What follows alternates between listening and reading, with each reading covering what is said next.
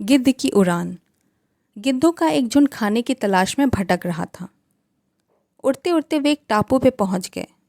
वो जगह उनके लिए स्वर्ग के समान थी। हर तरफ खाने के लिए मेढक, मछलियाँ और समुद्री जीव मौजूद थे। और इससे भी बड़ी बात ये थी कि वहाँ इन गिद्धों का शिकार करने वाला कोई जंगली जानवर नहीं था और वे बिना किसी भय के वहाँ रह सकते थे। युवा गिद्ध कुछ ज़्यादा ही उत्साहित थे। उनमें से एक बोला, वाह, मज़ा आ गया। अब तो मैं यहाँ से कहीं नहीं जाने वाला।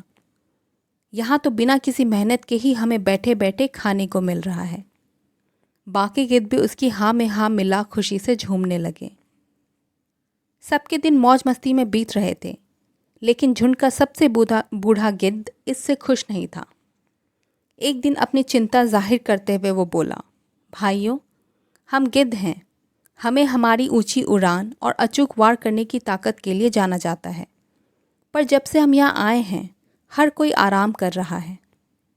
ऊंची उड़ान तो दूर, ज़्यादातर गिद्ध तो कई महीनों से उड़े तक नहीं हैं और आसानी से मिलने वाले भोजन की वजह से अब हम सब शिकार करना भी भूल रहे हैं। ये हमारे भविष्य के लिए अच्छा नहीं है।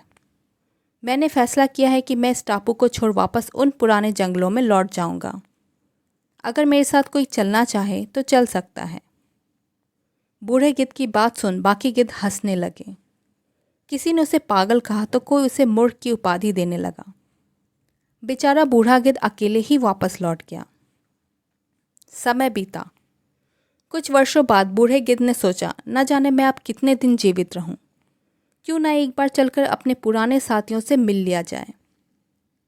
लंबी यात्रा के बाद जब वो टापू पे पहुंचा तो वहाँ का दृश्य भयावह था। ज़्यादातर गिद्ध मारे जा चुके थे और जो बचे थे वे बुरी तरह घायल थे। ये कैसे हो गया? बूढ़े गिद्ध ने पूछा।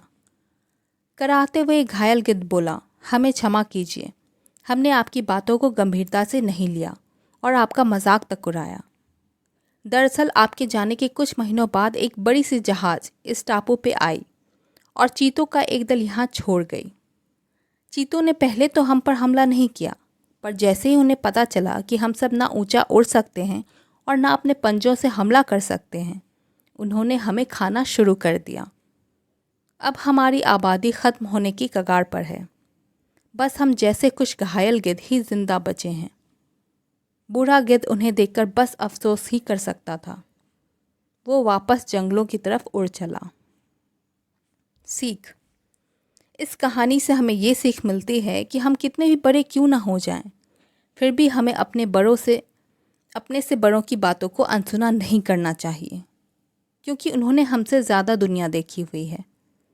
तो जब भी हमें मौका मिले हम अपने बड़ों के साथ बैठें और उनकी बातों से सीखें। यही एक अच्छे बच्चे की पहचान है।